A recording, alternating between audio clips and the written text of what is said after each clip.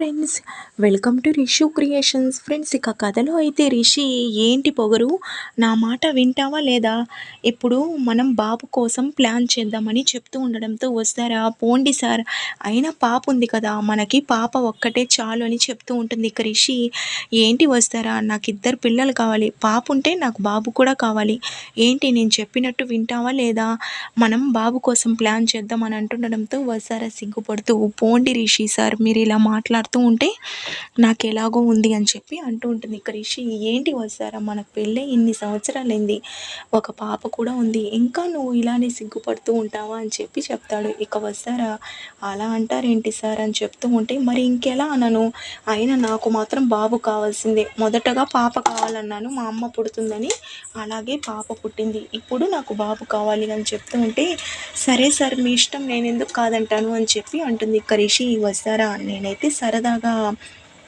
మన కోసం ఒక ట్రిప్ని ప్లాన్ చేస్తానని అంటాడు. ఇక వస్తారా అలా ఎలా ప్లాన్ చేస్తారు సార్ మీరు, అయినా నేను పాపను ఒక్కదాన్ని వదిలి నేను ఎలా ట్రిప్కి రావాలి అని అంటుండడంతో, అయినా పాపను తీసుకొని అలా వెళ్ళగలమా వస్తారా, అయినా ఇంట్లో అనుపమ మేడం, మా డాడ్ వాళ్ళందరూ ఉన్నారు కదా, వాళ్ళు చూసుకుంటారులే, మనమేం సరదాగా అలా ఎంజాయ్ చేసి వద్దాం, అయినా పాప పుట్టినప్పటి నుంచి మనం ఎక్కడికి బయటికి కూడా వెళ్ళలేదని అంటాడు.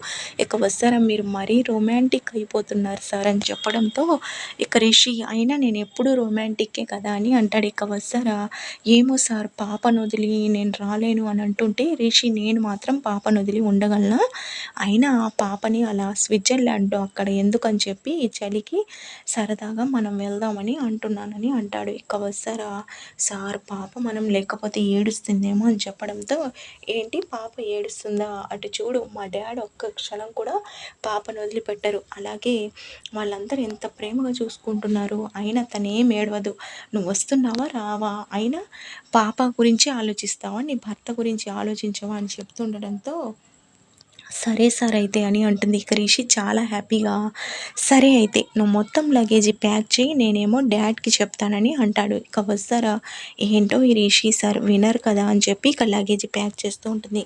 ఇక వెనుక నుంచి రిషి వచ్చి గట్టిగా వాటేసుకొని, ఏంటి వస్తారా మొత్తం పెట్టేసావని అంటుండడంతో, వదలండి సార్ ఎవరైనా చూస్తారని అంటుంటుంది. ఇక రిషి ఎవ్వరూ చూడలే వస్తారా, అయినా ఎందుకు ఎప్పుడు కంగారు పడుతూ ఉంటావు, అయినా ఈ ట్రిప్లో మనం బాగా ఎంజాయ్ చేయాలి వస్తారా, ఈ ట్రిప్ నుంచి వచ్చిన తర్వాత నువ్వు గుడ్ న్యూస్ చెప్పాలి అని చెప్పి చెప్తూ ఉంటాడు. ఇక వస్తారా పోండి సార్ అని చెప్పి అంటూ ఉంటుంది. ఇక మహేంద్ర కూడా నవ్వుకుంటూ, మీరు ఎప్పుడు హ్యాపీగా ఉండాలి అని చెప్పి, సరే వెళ్ళిరండి, పాప గురించి అస్సలు ఆలోచించకండి, మేము చూసుకుంటామని చెప్పి ఇక అనుపమ వాళ్ళందరూ అయితే చెప్తారు. ఇక రిషి చూసావు కదా, వాళ్ళు ఎంత ప్రేమగా పాపను చూసుకుంటామని చెప్తున్నారు అని చెప్పడంతో, ఇక రిషి వసు అలా సరదాగా అయితే మళ్ళీ సెకండ్ హనీమూన్కి అయితే వెళ్తారు. ఇక అక్కడికి వెళ్ళిన తర్వాత మన రిషి వసు చాలా ఎంజాయ్ చేస్తూ అయితే ఉంటారు.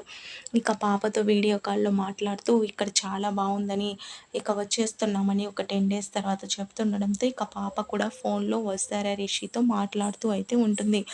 దాంతో ఇక రిషి వసు చాలా హ్యాపీగా మురిసిపోతూ ఇక ఎంజాయ్ చేస్తూ ఉంటారు. ఫ్రెండ్స్ ప్లీజ్ సరదా ఇలా చెప్పాను సరదాగా ఉంటుందని, కథ అయితే ప్లీజ్ నచ్చితే లైక్ చేయండి friends, please thank you for watching.